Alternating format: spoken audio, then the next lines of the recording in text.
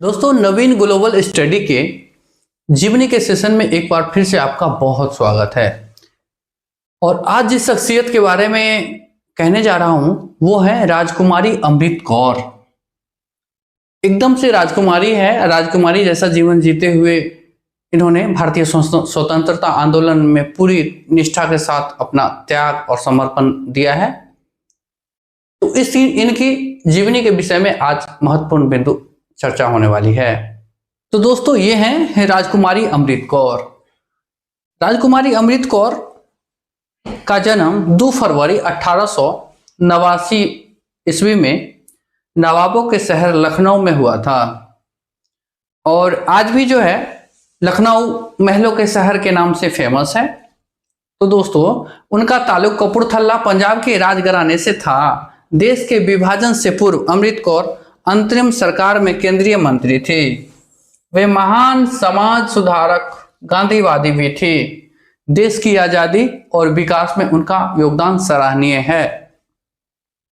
जीवन परिचय पर नजर डालें तो दोस्तों, अमृत कौर राजसी कपूरथला परिवार से ताल्लुक रखती थी, परंतु उन्होंने देश सेवा के लिए राजसी जीवन छोड़ दिया था। उनके पिता राजा हरनाम सिंह और रानी हरनाम सिंह की 8वीं संतानें थी।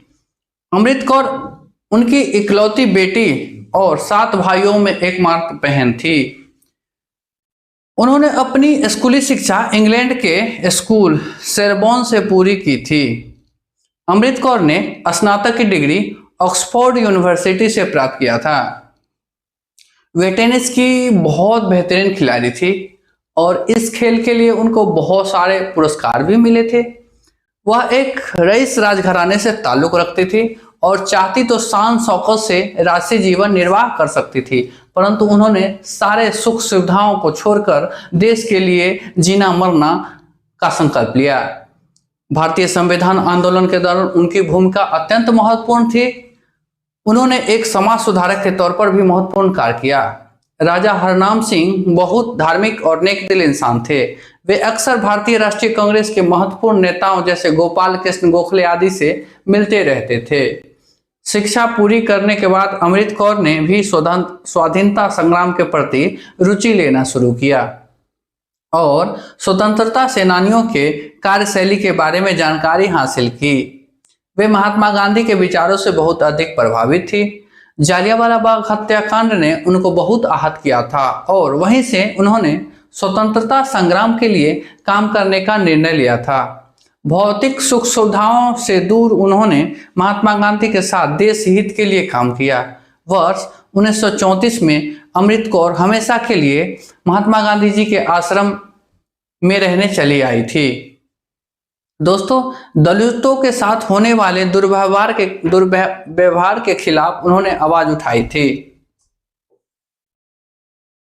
गांधीवादी के रूप में दोस्तों, विदेश से पढ़ाई करके जब वह वापस लौटी तब उनकी मुलाकात मुंबई में महात्मा गांधी से हुई। वह उनके विचार से बहुत प्रभावित हुई थी। उसी दौरान वह भारत छोड़ो आंदोलन का हिस्सा बन गई।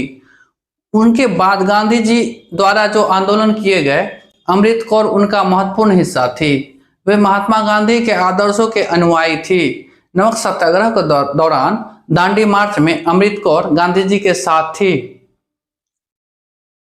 अब दोस्तों, आजादी से पहले तो ये घटनाएं हैं, आजादी के बाद उनका क्या योगदान था उसके विषय में भी थोड़ा जानते हैं। भारत की आजादी के बाद राजकुमारी अमृत कौर जवाहरलाल नेहरू के नेतृत्व में केंद्र में शामिल हुई। अमृत कौर पहली महिला थी जो केंद्र में मंत्री का पद संभाल रही थी। अमृत कौर ने स्वास्थ्य विभाग का कार्य संभाला। केंद्र सरकार में अमृत कौर एकमात्र ईसाई थी।